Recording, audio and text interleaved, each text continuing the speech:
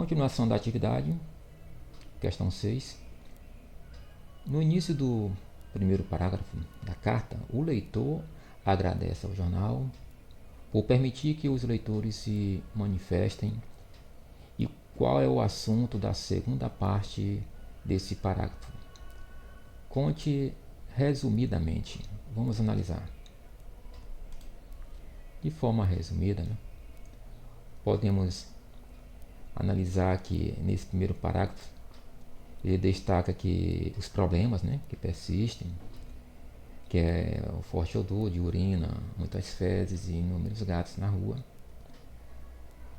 Destaca também que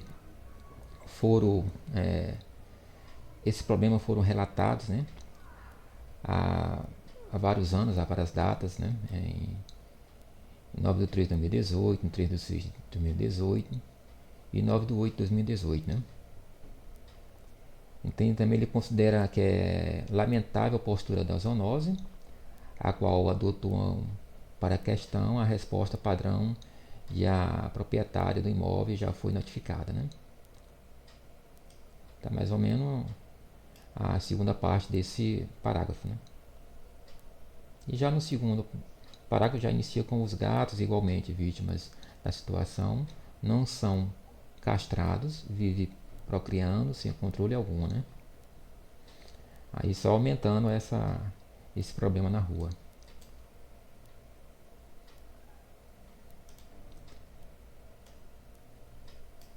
Sétima questão. Releu o trecho a seguir. Posteriormente foram retiradas as reclamações. Letra A.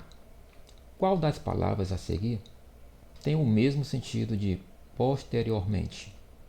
Está é antes, ao mesmo tempo. Claro que é depois, né? É depois, né? Tem os mesmos sinônimos. Letra B. E qual dessas palavras poderia substituir o termo reiteradas? Retiradas, repetidas ou mostradas? Reiterar. E letra C. Se o autor da carta tivesse preferido usar as palavras que você assinalou nos itens A e B, a carta teria ficado com uma linguagem mais formal ou mais informal?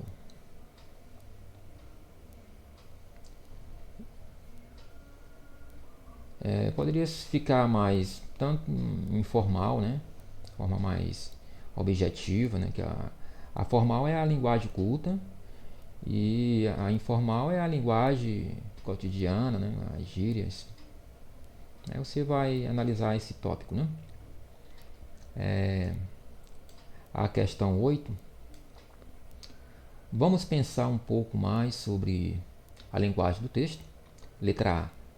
De modo geral, a linguagem da carta é formal ou informal? Dê exemplos de expressões ou trechos do texto para justificar suas respostas. Vamos analisar esse conceito do que é formal ou informal?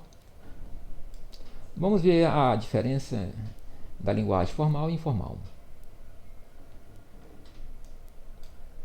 Falo fluentemente inglês, espanhol, francês, russo, italiano e alemão. E o português? Aí varia, né? Ó, a primeira fala dela tá formal, né? Na segunda já utilizou uma gíria, varia, né? Que ficou informal, né? E essa cena numa entrevista de emprego, né? Aí podemos analisar esses dois conceitos. A linguagem formal, também chamada de culta, está pautada no uso correto das normas gramaticais, bem como na boa pronúncia das palavras. Na linguagem informal, o coloquial representa a linguagem cotidiana, ou seja, trata-se de uma linguagem espontânea, regionalizada, despreocupada com as normas gramaticais. Então essas são as diferenças. Portanto, o nosso texto, né, ele utiliza, né, a norma culta, né? Podemos até ver aqui, ó, considero lamentável a postura a zoonose, a qual o adulto, para a questão, é a resposta padrão, né? Já a proprietária do imóvel já foi notificada para providenciar a redução dos animais. Então é uma linguagem mesmo formal, culta, né? Letra B. Ao levar em conta o veículo em que a carta foi publicada e o motivo da reclamação, quem são os leitores dela, né?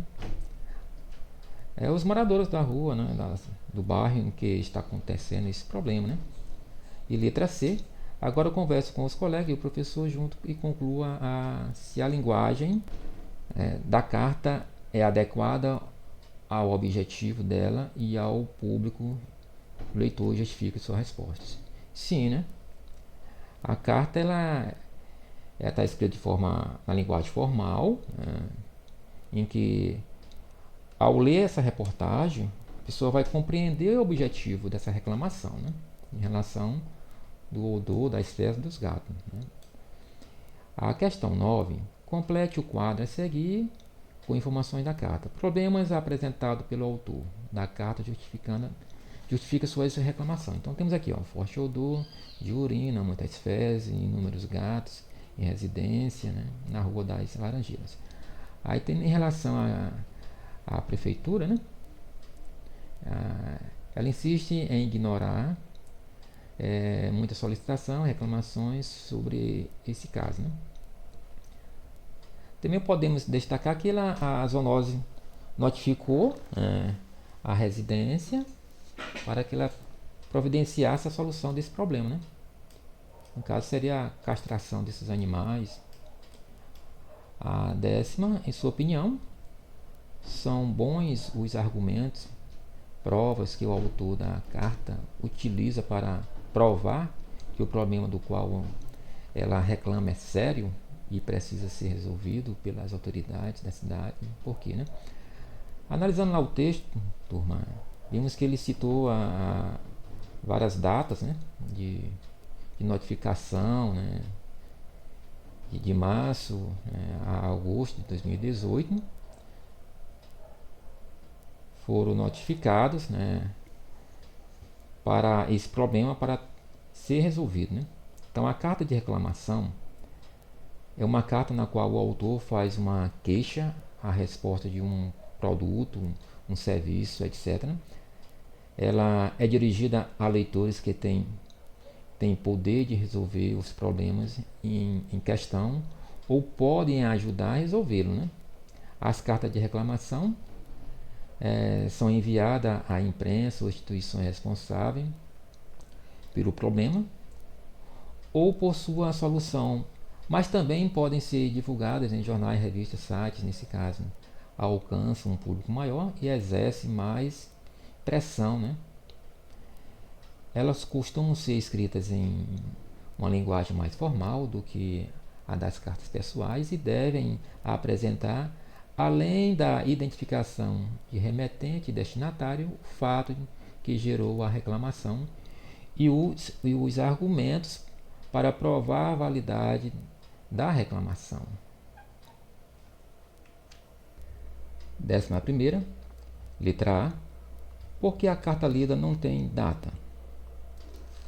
Porque é uma carta de reclamação no qual o autor faz uma queixa a respeito de um problema, né? Letra B. A carta de reclamação deve seguir a mesma estrutura da carta pessoal. Em relação às cartas pessoais, que elementos? Podemos ver a estrutura de uma carta pessoal. Então deve ter o local e a data, o vocativo, né, em relação ao destinatário, o corpo do texto, que é a introdução, desenvolvimento e conclusão, a despedida, que vai entrar a saudação do remetente, e por fim a assinatura para finalizar a carta.